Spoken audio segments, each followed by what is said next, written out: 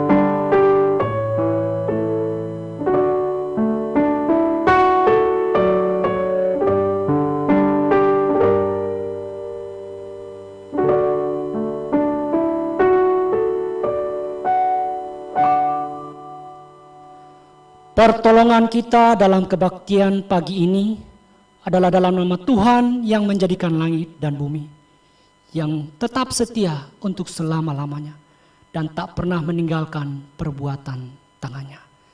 Kasih karunia dan damai sejahtera daripada Allah Bapa kita dan dari Tuhan Yesus Kristus menyertai kita sekalian.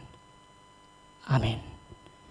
Firman Tuhan mengawali kebaktian kita pada pagi hari ini terambil di dalam Mazmur 139 ayat 23 sampai 24.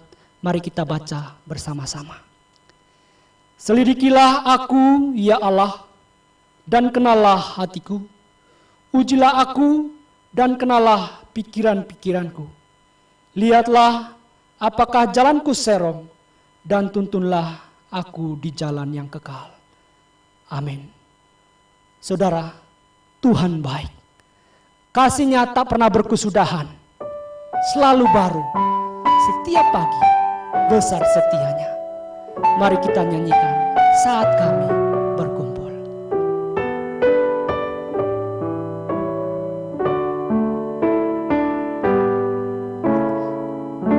Saat kami berkumpul, Kamu bekerja. Ajar kami memuliakan nama-Mu. Kala hati kami mulai menyembah, berkat-Mu atas kami, Tuhan. Berkat-Mu atas kami. Katakan saat kami berkumpul. Saat kami berkumpul, Roh-Mu bekerja. Ajar kami memuliakan nama-Mu. Kala hati kami mulai menyembah, berkat-Mu atas kami, Tuhan. Berkat-Mu atas kami. Kasih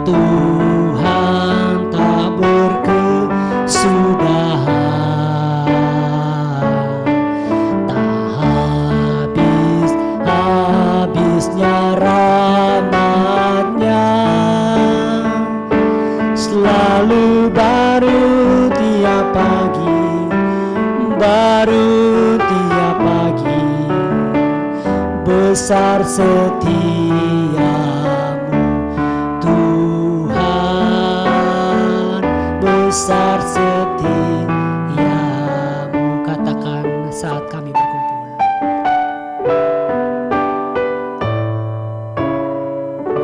Saat kami berkumpul, Roh-Mu bekerja. Ajar kami memuliakan nama-Mu. Kala hati kami mulai menyembah, berkat-Mu atas kami Tuhan, berkat-Mu atas kami. Kasih Tuhan,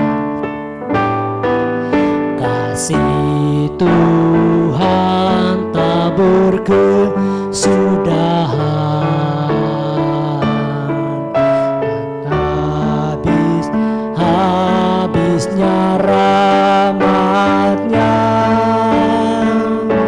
selalu baru tiap pagi, baru tiap pagi, besar setiamu Tuhan, besar setiamu. Kasih Tuhan, kasih Tuhan tak berkesudahan, tak habis-habisnya rahmat-Nya, selalu baru tiap pagi, baru tiap pagi, besar setiamu Tuhan,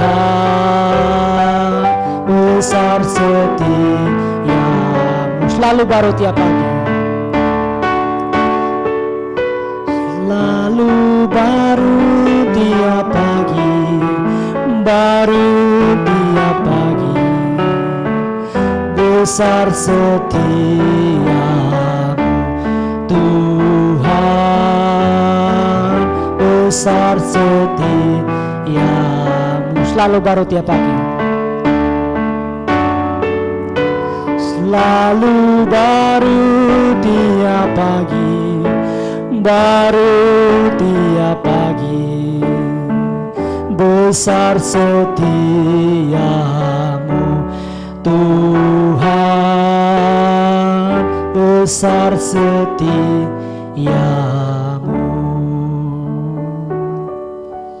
Mari kita masuk di dalam doa. Allah Bapa kami yang dalam surga, kami sungguh bersyukur dan terima kasih untuk kasih setia Tuhan di dalam hidup kami. Hari ini Tuhan masih memelihara kami, sehingga kami boleh bangun dengan satu badan, tubuh yang sehat, untuk kami berkumpul, memuji, memuliakan nama Tuhan. Tuhan, di hadapan-Mu kami menyadari bahwa kami orang-orang yang tidak layak, karena kami orang-orang berdosa yang seringkali tidak mengindahkan kebenaran firman-Mu. Karena itu kami mohon, Tuhan ampunilah kami atas segala dosa-dosa kami, baik di dalam pikiran kami, perkataan kami, maupun perbuatan kami. Sehingga puji hormat, bakti kami kepada-Mu ya Tuhan, berkenan dan memuliakan nama Tuhan. Dan Engkau berkenan hadir dan memberkati setiap kami. Kami serahkan kiranya kebaktian kami ini dari awal, pertengahan hingga selesainya hanya di dalam nama Allah Bapa, Allah Putra, dan Allah Roh Kudus kami berdoa. Amin. Haleluya. Kita punya Tuhan yang besar kuasanya. Amin. jiwa kita telah ditebus olehnya. Karena itu mari kita bersuka cita. Besarkan nama Tuhan. Besarkan nama Tuhan, pujilah Dia. Kemurahannya besar, tiada terbilang. Aku tak dapat balas betapa besar kasih-Nya. Oh, besarkanlah namanya. Katakan, besarkan nama Tuhan. Besarkan nama Tuhan, pujilah Dia. Kemurahannya besar, tiada terbilang.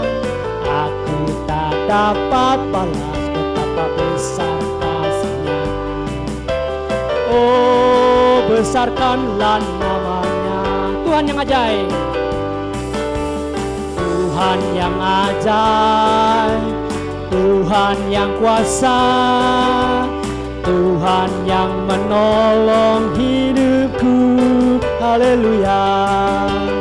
Tuhan yang ajaib, Tuhan yang kuasa, jiwaku ditebus olehnya. Katakan, besarkan nama Tuhan. Besarkan nama Tuhan, pujilah Dia. Kemurahannya besar, tiada terbilang. Aku tak dapat balas betapa besar kasih-Nya. Oh, besarkanlah namanya. Tuhan yang ajaib, Tuhan yang ajaib, Tuhan yang kuasa, Tuhan yang menolong hidupku. Haleluya. Tuhan yang ajaib, Tuhan yang kuasa, jiwaku ditebus olehnya. Tuhan yang ajaib, Tuhan yang ajaib, Tuhan yang kuasa, Tuhan yang menolong hidupku. Haleluya. Tuhan yang ajaib, Tuhan yang kuasa, jiwaku ditebus olehnya. Jiwaku ditebus olehnya. Jiwaku ditebus olehnya. Sekali lagi, jiwaku. Jiwaku ditebus olehnya. Amin. Sungguh luar biasa Tuhan Yesus. Dia telah datang ke dalam dunia menebus setiap kita. Dan kita sekarang menjadi keluarga anak-anak Tuhan, dipimpin dan disertai oleh Tuhan. Tiba saatnya kita akan mendengarkan firman Tuhan. Firman Tuhanlah yang dapat menolong kita dari kebimbangan dalam situasi kondisi saat ini. Kita tidak perlu takut karena firman Tuhan menyertai kita. Mari kita bersama-sama menyanyikan, firman-Mu pelita bagi kakiku. Firman-Mu pelita bagi kakiku, terang bagi jalanku. Firman-Mu pelita bagi kakiku, terang bagi jalanku. Waktu ku bimbang dan hilang jalanku, tetaplah Kau di sisiku. Dan takkan ku takut asal Kau besertaku, besertaku selamanya. Oh, firman-Mu pelita bagi kakiku, terang bagi jalanku. Katakan, firman-Mu pelita bagi kakiku. Firman-Mu pelita bagi kakiku, terang bagi jalanku. Firman-Mu pelita bagi kakiku, terang bagi jalanku. Waktu ku bimbang dan hilang jalanku, tetaplah Kau di sisiku, dan takkan ku takut asal Kau di dekatku, besertaku selamanya. Oh, firman-Mu pelita bagi kakiku, terang bagi jalanku, terang bagi jalanku, terang bagi jalanku, terang bagi jalanku, terang bagi jalanku. Waktu dan kesempatan saya. Shalom, sampai berjumpa lagi dengan saya pada kesempatan ibadah rumah tangga pada hari ini. Kita bersyukur kepada Tuhan atas segala pemeliharaan dan kebaikan Tuhan dalam kehidupan kita masing-masing. Mari sebelum kita membaca dan merenungkan sebagian firman Tuhan, kita akan masuk di dalam doa. Bapa di sorga, terima kasih, kami bersyukur atas segala berkat dan pemeliharaan Tuhan di tengah-tengah pandemi COVID yang ada saat ini. Kami sadar kadang dengan kekuatan kami tidak sanggup untuk melewati hari demi hari yang ada. Tetapi kami bersyukur karena kekuatan baru selalu Tuhan sediakan bagi kami, berkat yang baru Tuhan juga sediakan bagi kami tiap pagi, tiap hari. Terima kasih Tuhan. Dan secara khusus hari ini kalau kami masih diberi kesempatan untuk bersama-sama beribadah di rumah kami masing-masing, biarlah Tuhan terus menggairahkan hati kami, supaya kesempatan dan momen ini tidak kami lewatkan, tetapi sungguh kami boleh menikmatinya, dan kami boleh bersekutu kembali di dalam Tuhan bersama-sama dengan saudara-saudara seiman kami. Terima kasih Bapa, berkati pembacaan perenungan firman Tuhan, dan berbicaralah kepada kami sesuai dengan kehendak-Mu, yang perlu kami dengarkan dan yang perlu kami lakukan dalam kehidupan kami setiap hari.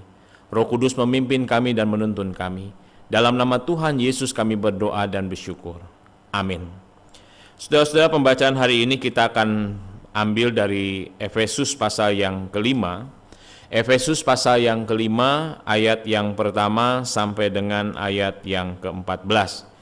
Efesus pasal yang kelima, ayat yang pertama sampai dengan ayat yang ke-14. Jikalau sudah menemukan, saya akan membacakan bagi kita sekalian.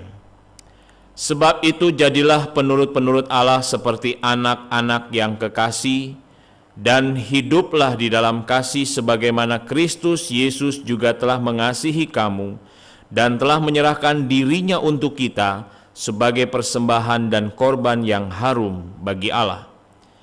Tetapi percabulan dan rupa-rupa kecemaran atau keserakahan disebut saja pun jangan di antara kamu, sebagaimana sepatutnya bagi orang-orang kudus. Demikian juga perkataan yang kotor, yang kosong, atau yang sembrono, karena hal-hal itu tidak pantas. Tetapi sebaliknya ucapkanlah syukur. Karena ingatlah ini baik-baik, tidak ada orang sundal, orang cemar, atau orang serakah, artinya penyembah berhala, yang mendapat bagian di dalam kerajaan Kristus dan Allah.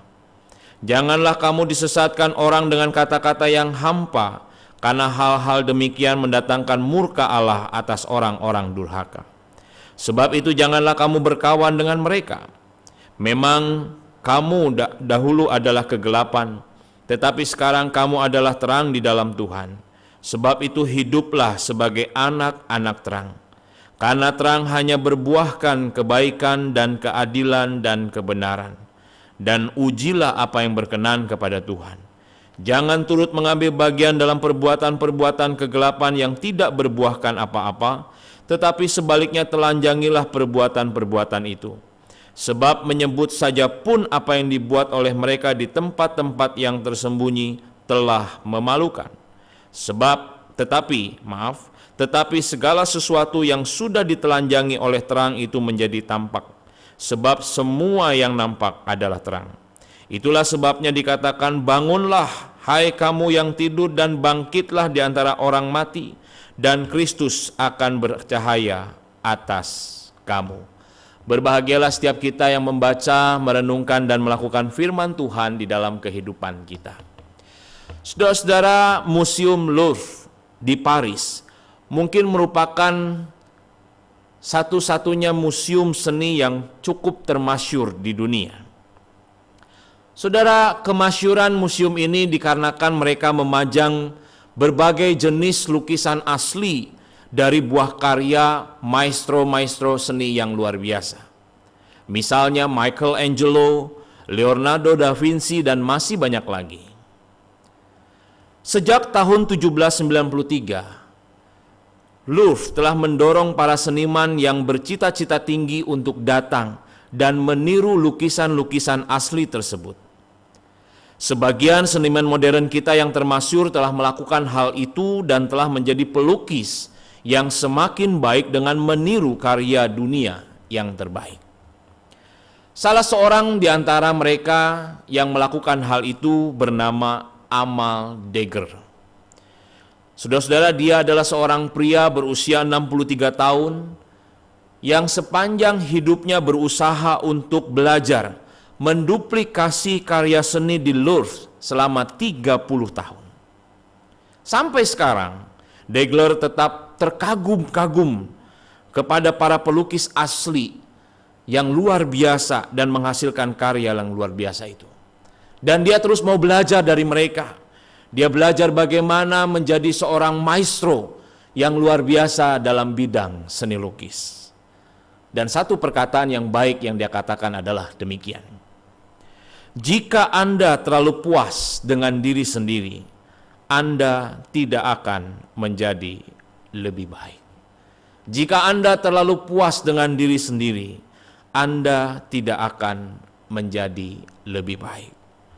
Saudara-saudara, kepada jemaat di Efesus, Paulus memerintahkan kepada mereka untuk belajar menjadi penurut-penurut Allah di dalam ayat yang pertama.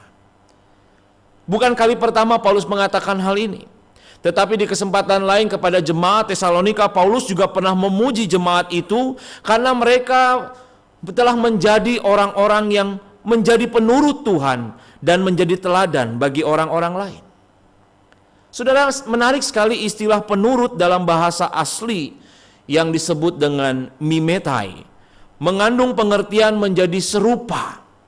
Tentu kaitan dengan hal ini menjadi serupa dengan Allah, tetapi bukan sekedar mencontoh, tetapi menjadi seorang imitator atau menjadi seorang peniru yang mencapai kesamaan atribut antara yang mencontoh dengan yang dicontoh. Sama seperti Amal Dekker tadi. Dia berusaha belajar 30 tahun meniru para maestro-maestro lukis sehingga dia pun belajar menjadi seorang maestro lukis yang luar biasa. Saudara, pada awalnya Paulus memakai kata ini sebagai latihan dasar bagi seorang calon ahli pidato atau calon orator dari kalangan Yunani.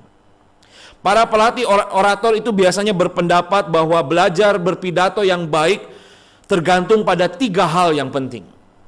Pertama, teori, yang kedua, meniru, dan yang ketiga, mempraktekkan.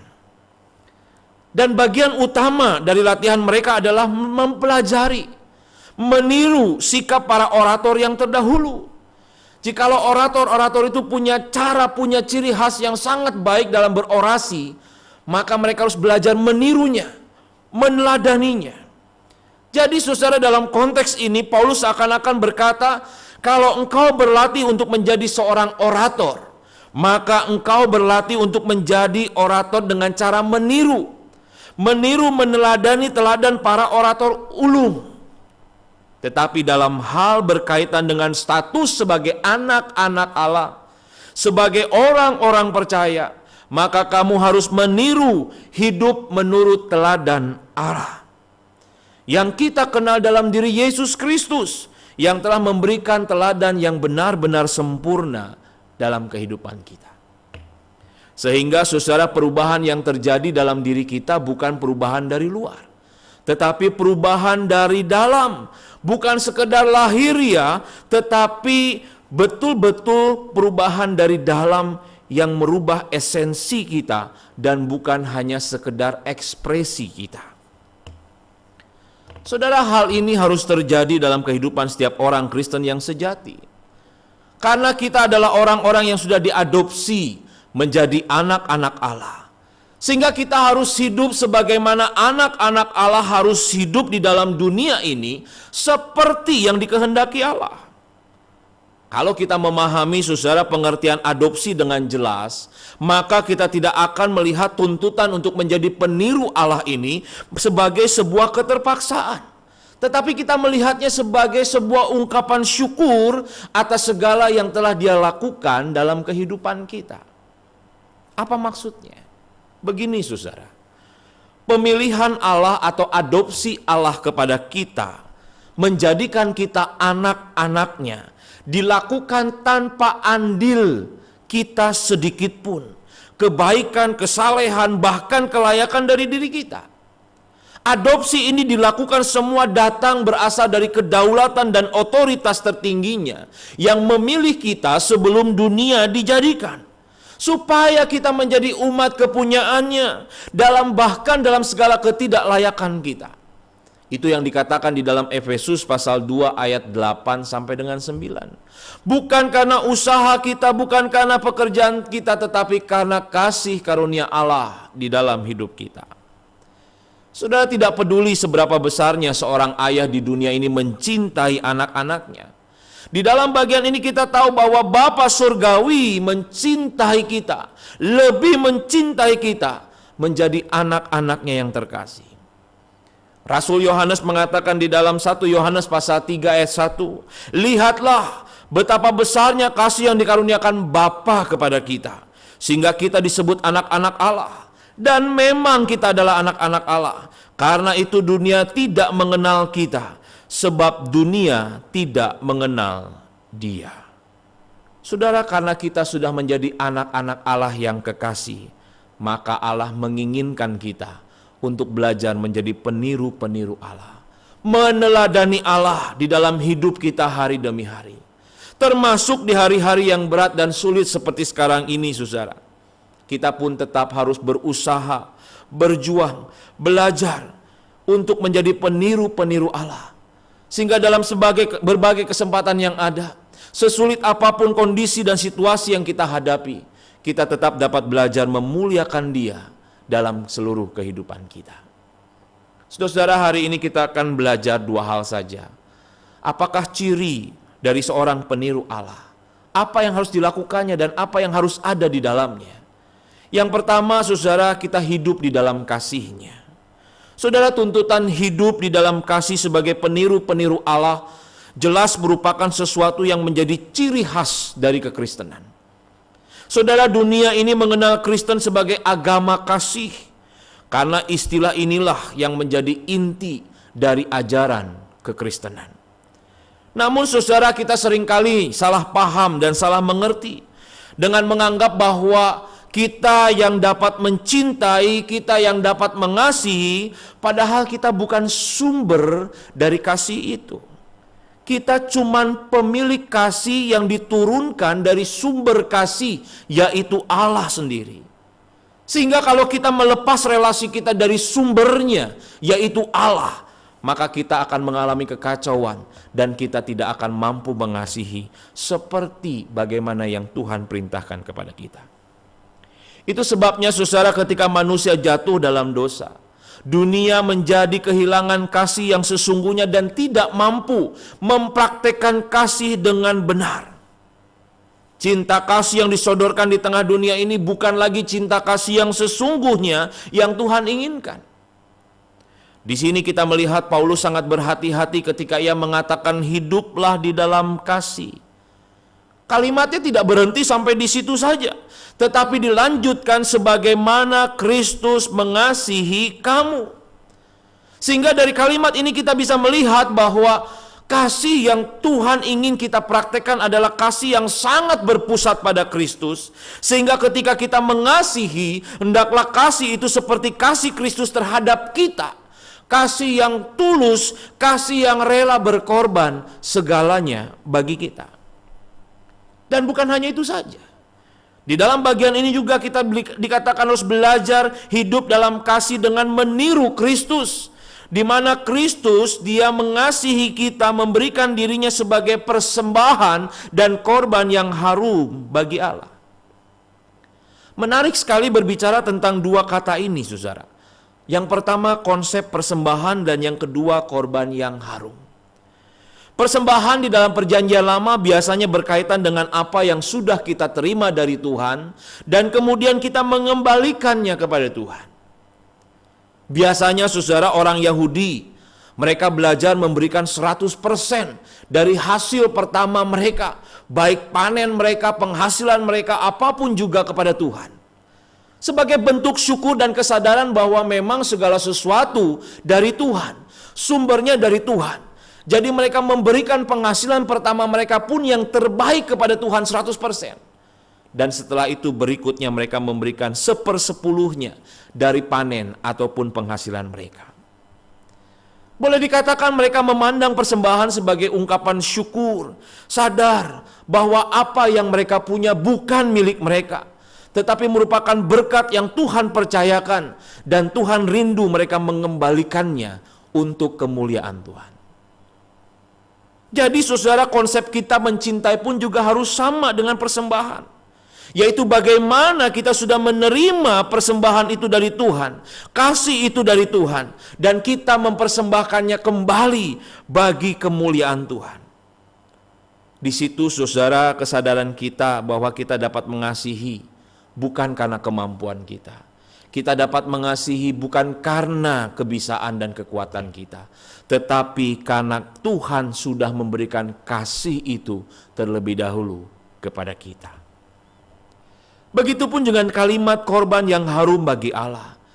Ini bukan berkaitan dengan sebuah ritual, melainkan berkaitan dengan apakah korban itu berkenan kepada Allah atau tidak. Tentu sepintas lalu kita bisa mengingat bagaimana peristiwa di dalam Kejadian, saudara. Ketika Kain dan Habel sama-sama memberikan persembahan kepada Tuhan. Mereka melakukan sesuatu yang baik. Tetapi saudara, Tuhan yang melihat hati mengatakan bahwa dia lebih menerima persembahan dari Habel. Sesuatu yang kita tidak lihat secara ritual saja, tetapi sesuatu yang kita lihat bagaimana itu berkenan kepada Tuhan. Bisa saja saudara secara ritual seseorang mempersembahkan korban, tetapi tidak ada hati yang taat dan setia kepada Tuhan. Tidak ada hati yang taat dan setia mengasihi Tuhan. Saudara, kasih Kristus di kayu salib menggenapi totalitas persembahan yang menjadi dupa yang harum di hadapan Allah. Itulah yang harus kita tiru dalam mempraktekkan kasih yang Tuhan kerjakan di tengah-tengah dunia ini. Jadi waktu kita mempraktekkan kasih, kunci batasannya jelas. Apakah kasih yang kita lakukan ini merupakan sesuatu yang berkenan kepada Tuhan atau tidak? Menjadi persembahan yang harum di hadapan Tuhan atau tidak? Apakah Tuhan berkenan menerima perbuatan kasih kita itu atau tidak? Ini pertanyaan yang penting untuk kita mengevaluasi hidup kita dalam menjalani hidup di dalam kasih sebagai peniru-peniru Allah. Sekaligus saudara, kita harus mengevaluasi apakah ketika kita menjalankan cinta kasih itu kita sedang berlawanan dengan kehendak Allah yang adalah juga kasih. Apa gunanya saudara menjalankan kasih hanya untuk kepentingan diri sendiri, tidak berpusat kepada Kristus, tidak meniru Kristus dalam melakukannya. Kita melakukan kasih demi mendapat pujian, kehormatan manusia atau pamrih dan lain sebagainya. Apa gunanya? Tidak ada gunanya. Oleh karena itu mari kita belajar bersama untuk menguji kembali diri kita. Apakah sebenarnya konsep kasih yang kita mengerti adalah konsep kasih yang benar? Kasih yang sudah kita rasakan terlebih dahulu, kita terima terlebih dahulu, dan kita melakukannya sebagai bentuk ungkapan syukur dan mengembalikannya demi kemuliaan Tuhan.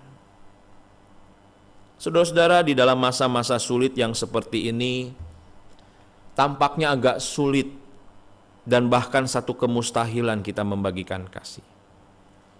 Tetapi saudara, sebenarnya ada banyak hal yang kita bisa lakukan sebagai perwujudan kasih kita kepada Allah untuk sesama kita. Meskipun kita harus stay at home, meskipun kita sebagian harus bekerja di rumah, bahkan kita beribadah pun di rumah masing-masing, kita tetap punya kesempatan untuk bisa menyalurkan kasih kita, membagikan kasih kita kepada orang-orang di sekitar kita. Sekarang kita bisa manfaatkan teknologi yang ada di tangan kita dengan smartphone kita, dengan HP kita. Untuk apa? Untuk kita belajar saling memperhatikan, untuk kita belajar saling mendoakan, untuk kita saling belajar membagi kasih dengan cara memperhatikan orang lain, memperhatikan pergumulan mereka, mendengarkan keluh kesah mereka.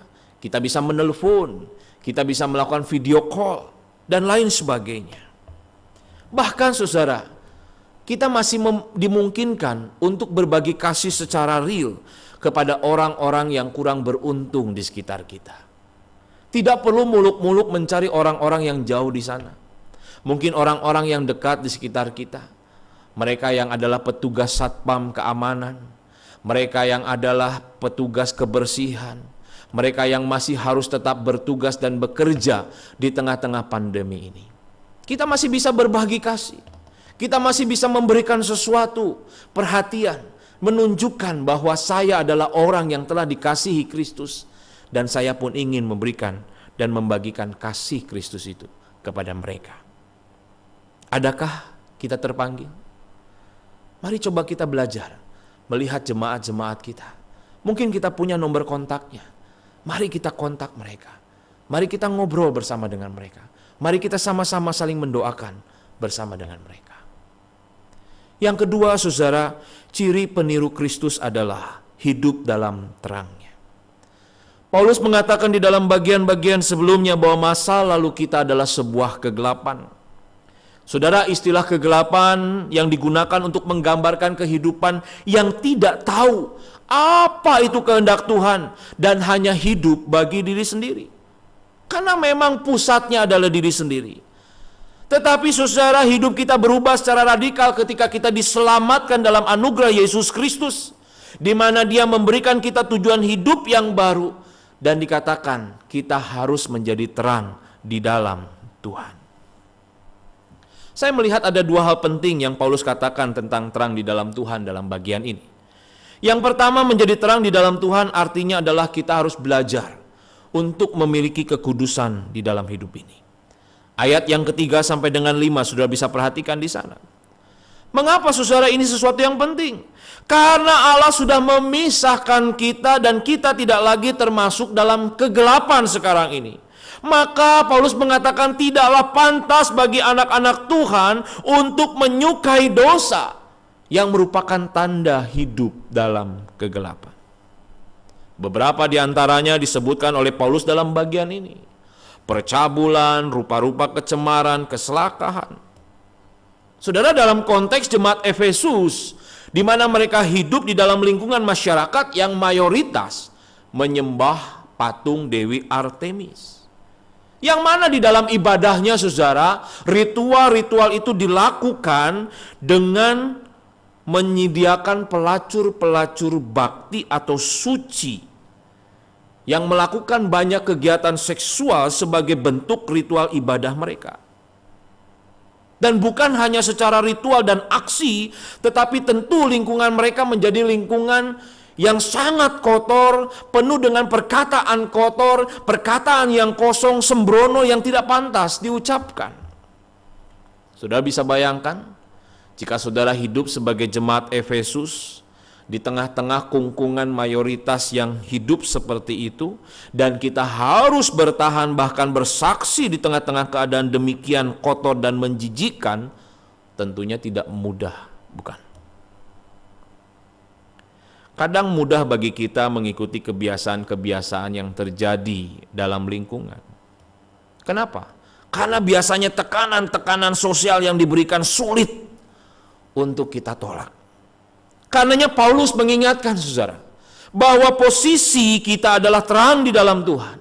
Dan dalam terang di dalam Tuhan, yang kita cintai bukan keberdosaan, melainkan kekudusan.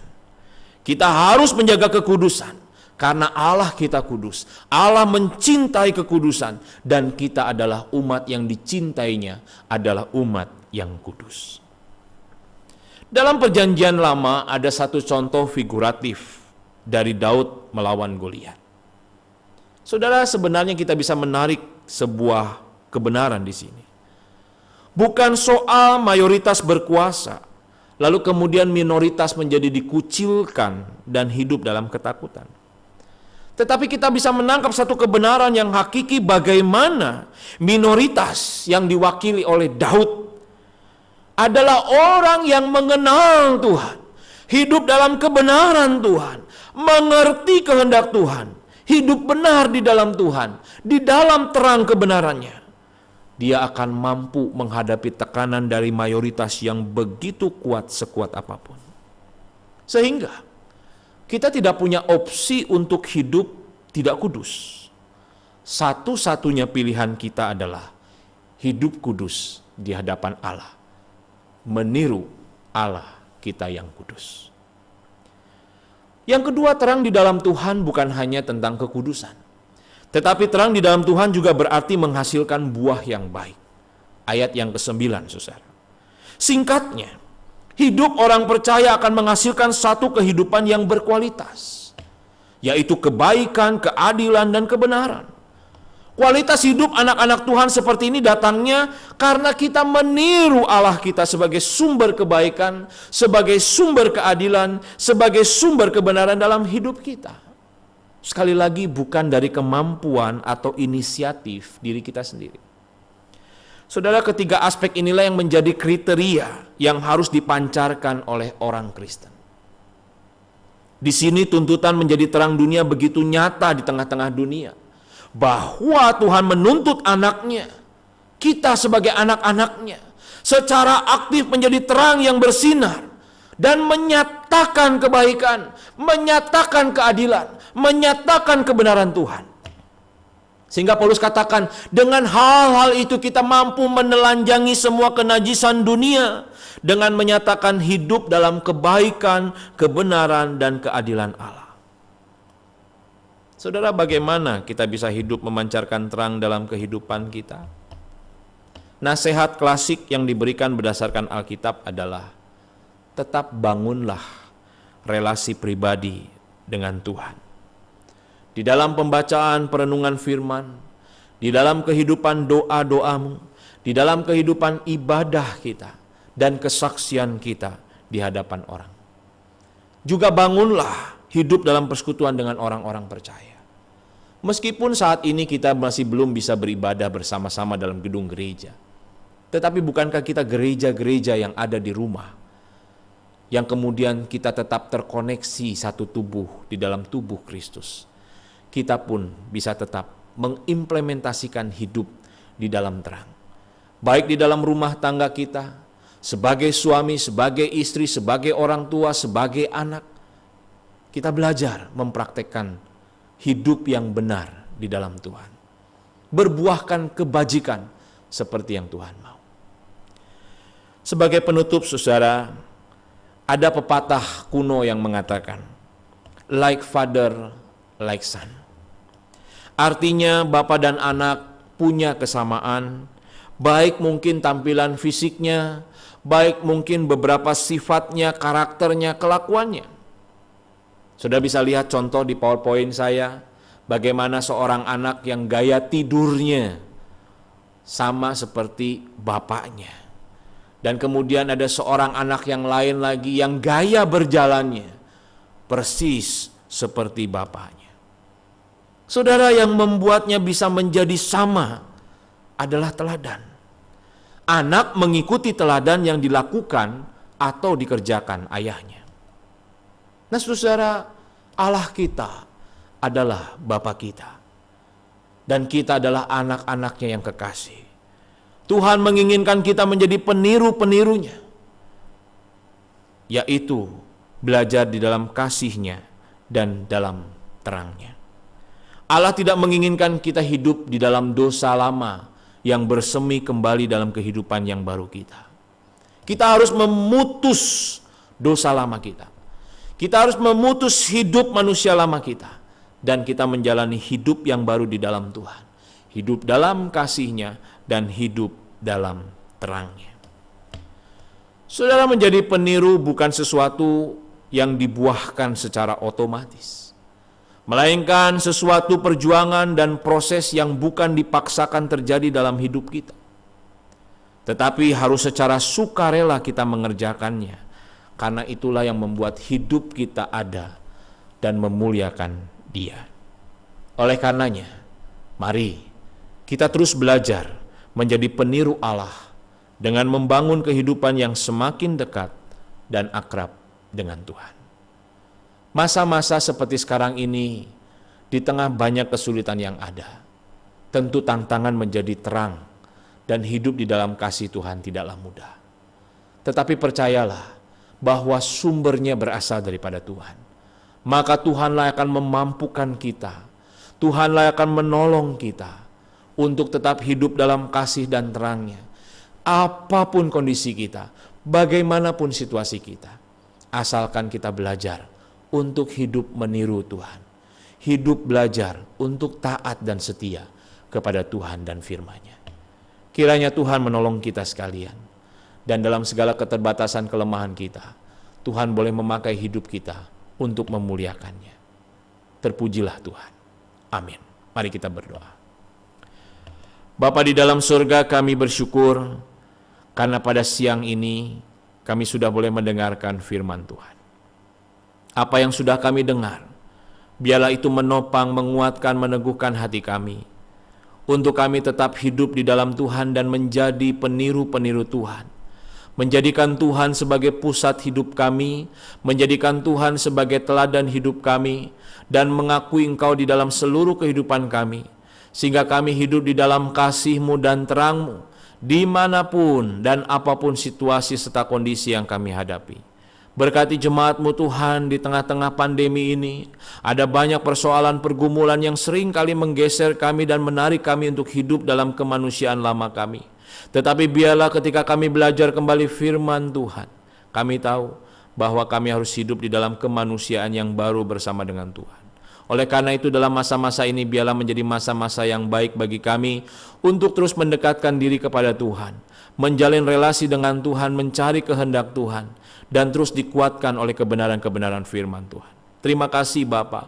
Terpujilah Engkau di dalam nama Tuhan Yesus Kristus kami berdoa dan bersyukur. Amin. Kami mau hidup menyenangkan hati Tuhan. Kami mau menyerahkan hati, hidup kami seluruhnya untuk Tuhan, untuk kemuliaan bagi namanya. Karena itu mari kita katakan, Tuhan, inilah hidupku.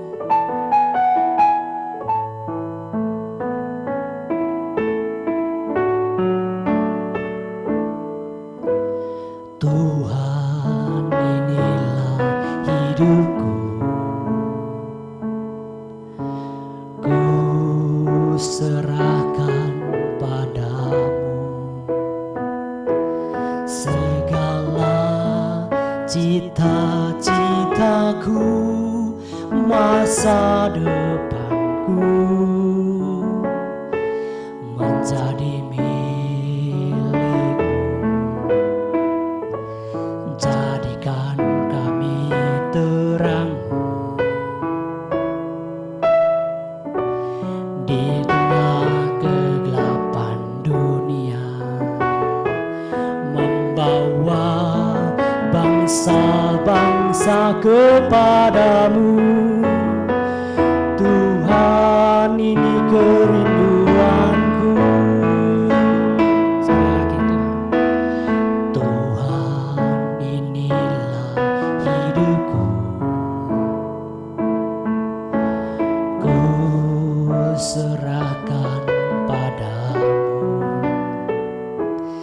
segala cita-citaku, masa depanku menjadi milikmu. Jadikan kami terang di tengah kegelapan dunia, membawa bangsa-bangsa kepadamu. Tuhan, ini kerinduanku, bagimu Tuhan seluruh hidupku. Pakailah Tuhan bagi kemuliaan-Mu, genapi seluruh rencana-Mu, sampai bumi penuh kemuliaan-Mu. Katakan, Tuhan, ini hidupku.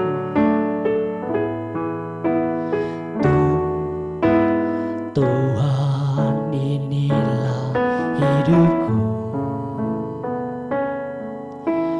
ku serahkan padamu segala cita-citaku, masa depanku menjadi milikmu. Jadikan kami terang di tengah kegelapan dunia, membawa bangsa-bangsa kepadamu. Tuhan, ini kerinduanku, bagimu Tuhan seluruh hidupku. Pakailah Tuhan bagi kemuliaan-Mu, genapi seluruh rencana-Mu, sampai bumi penuh kemuliaan-Mu, sampai bumi penuh kemuliaan-Mu, sampai bumi penuh kemuliaan-Mu.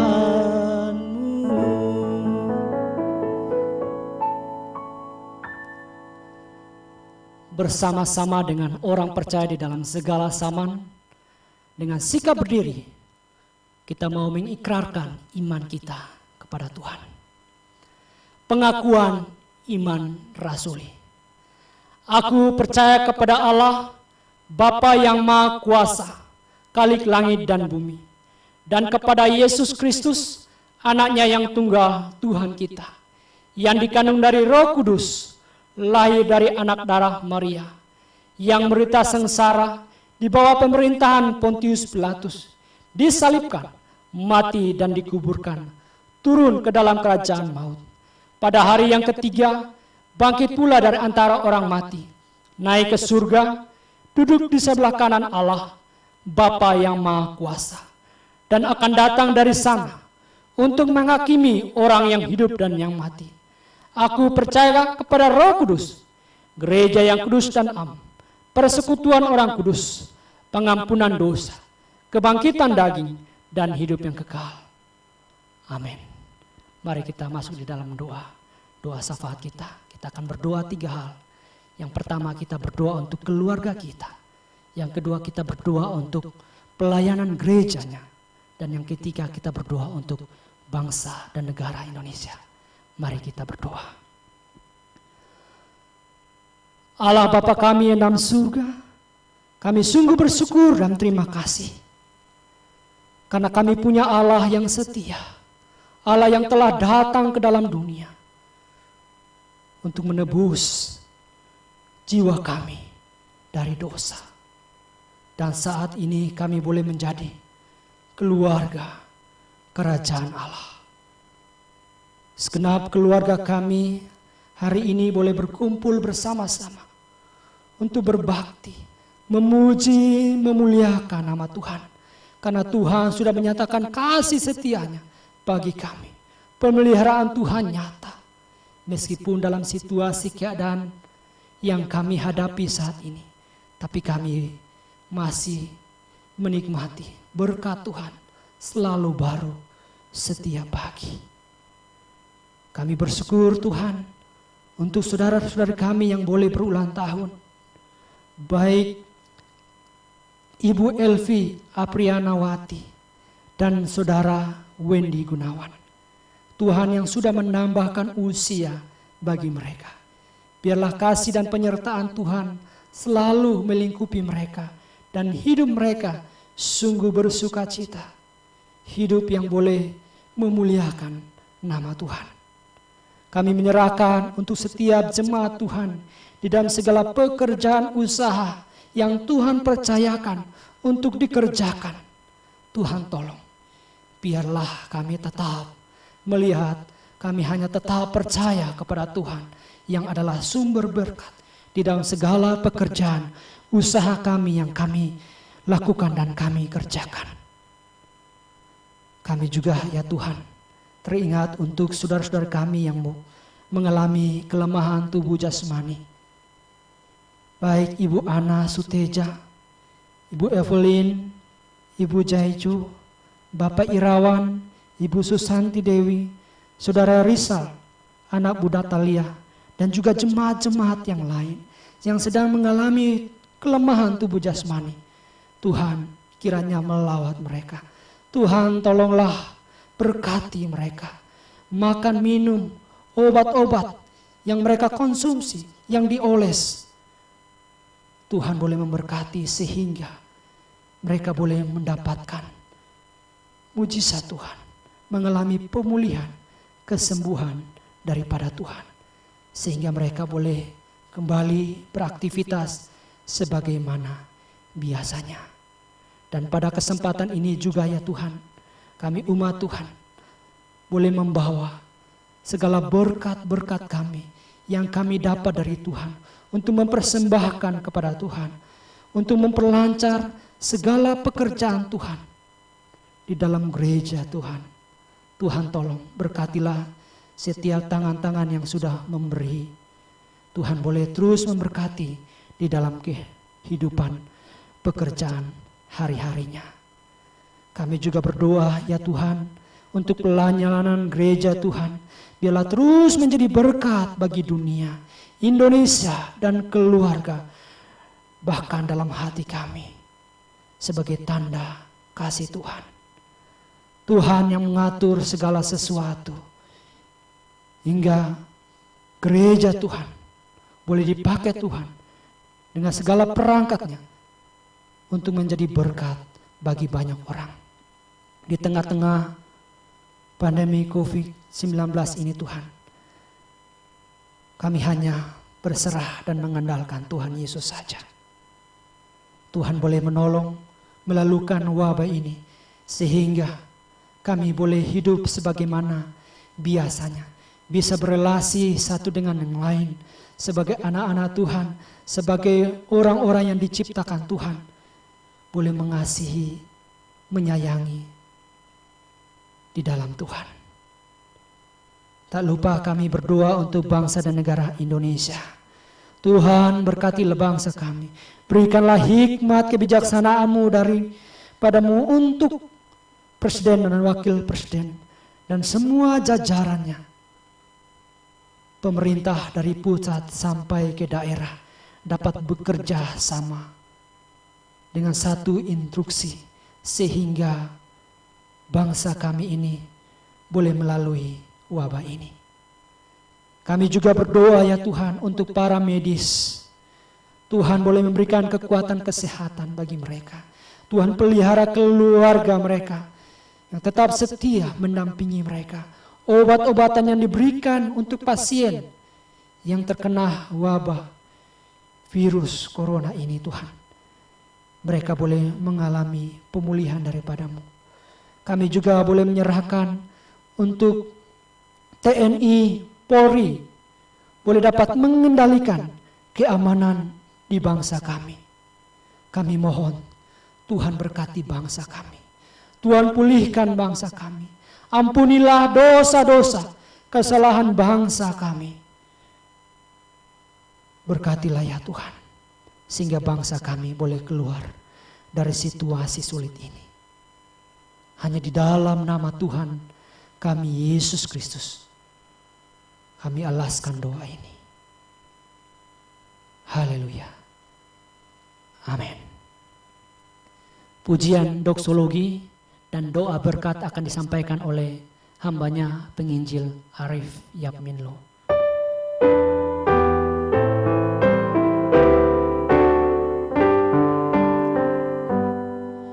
Puji Allah Bapa Putra, puji Allah Roh Kudus, ketiganya yang esa. Pohon selamat sumber berkat.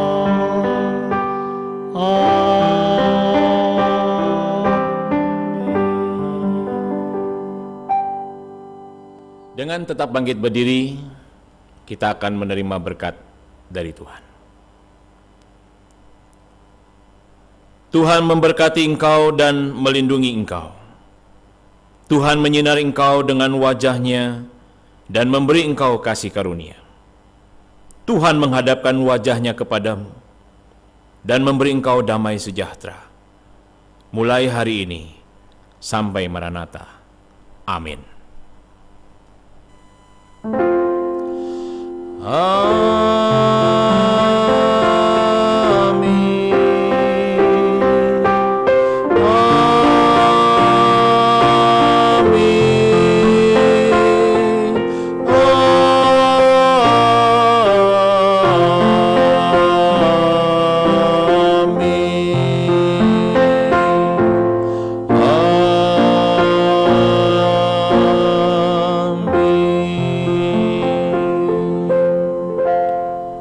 Ibadah selesai, jemaat dipersilakan duduk dan mengambil waktu teduh sejenak.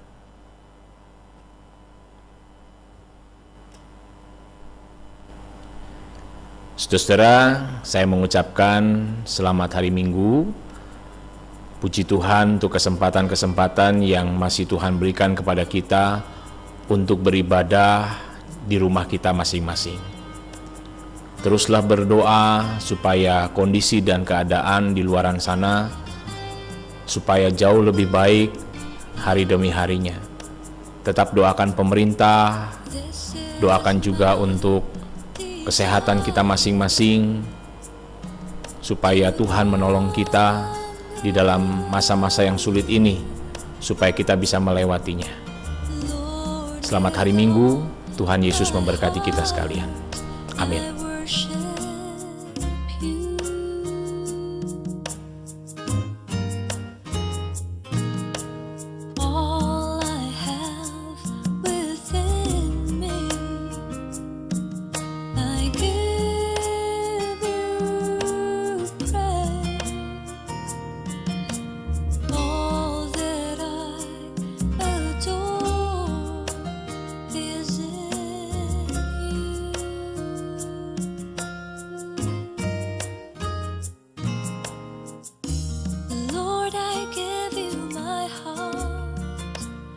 give you my soul.